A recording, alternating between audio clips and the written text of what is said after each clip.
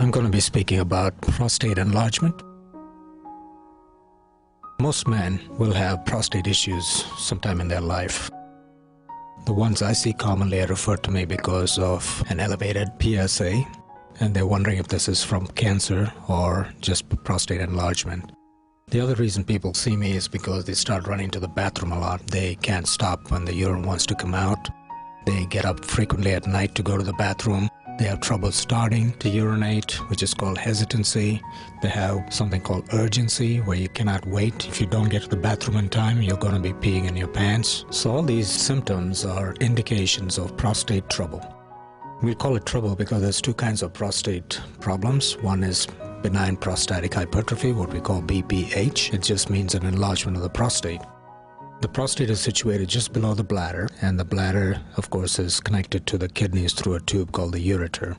The prostate sits in the middle between the bladder and the urethra. So when the bladder is full and you have an urge to urinate, the urine has to bypass the prostate before it comes through the urethra and out through the penis. If you have a prostate enlargement, that simple event of urine passing through from the bladder to the outside becomes a problem. Bigger the prostate, usually the more difficult it is for the urine to get out. But the body compensates by making the bladder wall thicker, because now it has to work at a higher pressure, so the bladder muscle will hypertrophy or enlarge. And if you look at my cystoscopy pictures, you can see one patient where the bladder muscle is not that thick, and another patient where the bladder muscle is so thick, and between the muscle fibers you have like little openings that look like little caves. We call that trabeculation and saccules. And this just shows that the bladder is working really hard to get the urine out, and this can happen over years. So the body will compensate by doing that. So the patient may not be very symptomatic or have a problem for a while until the bladder thickness and the pressure is just not enough to get through get the urine out of the bladder. So some patients go to the emergency room because they cannot pee at all. And those patients will end up having a catheter placed in the emergency room, and usually I get a call saying, okay, this patient came to me and we had to put this catheter, would you mind seeing him? So he ends up in the office later. When I see these patients, I have them fill out a form called a symptom score form, AUA score sheet, which is American Urological Association score sheet. It's a bunch of questions and you mark off some answers. We add up the numbers, and if the numbers add up to about 5 or 6 or 7, we call that mild problem or mild symptoms for the patient. Between 7 and 14 will be medium symptoms or medium problems, and anything more than that, some patients come in and put answer 5s all along those boxes to the right of the questions, and it can add up to 30. So that's pretty severe bother or severely problematic for the patient. And our treatment really depends on how bad the score is, number one. And we also do a urine flow test. We have the patient come to the office with a full bladder, and we have them pee into a funnel which is calibrated, and it actually prints out a graph and it shows the urine flow, and on the X and Y axis you see a flow graph. When you don't have a problem, pressure builds up to about 25-30, and those kind of patients don't come to see me because they don't have a problem. But most of the patients who come to see me have a graph which is sort of erratic, where the bladder is trying to push, and I'll show you an example of that. Or the pressure doesn't build up, so you have the peak pressure is low, the average flow is low, and usually the volume of urine drained is also low, because these patients can't hold too much, so they might go maybe 10 ounces or less, and then they have to go again because they never really emptied the bladder. So we also do a test called a bladder scan, where we have a small ultrasound portable machine, and we just scan it over the bladder and get a reading. It can show a residual volume of maybe 20 cc's, or it could be 1,000 cc's. If it's a big number, then we can just go ahead and put a catheter just to get the patient comfortable and then have to deal with the problem. Treatment options, number one, I give the patients a little write-up on prostate enlargement, and it talks about all the different options for treatment. One of the options is just to give them a pill if the patient doesn't mind, or we can always start off with a pill.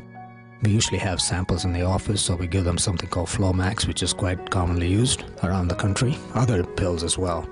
There are generic medications now, and there's another new pill called Rapaflow. We use that quite a bit now because samples are available. You give them a trial for a week or two.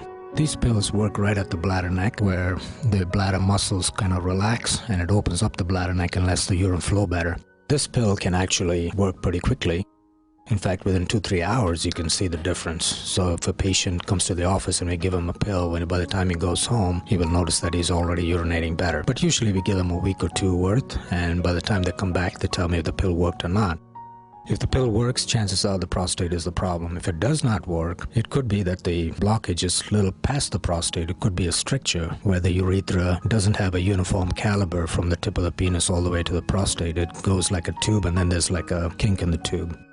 So these patients will obviously not respond because the medicine works higher up, closer to the bladder neck or at the bladder neck.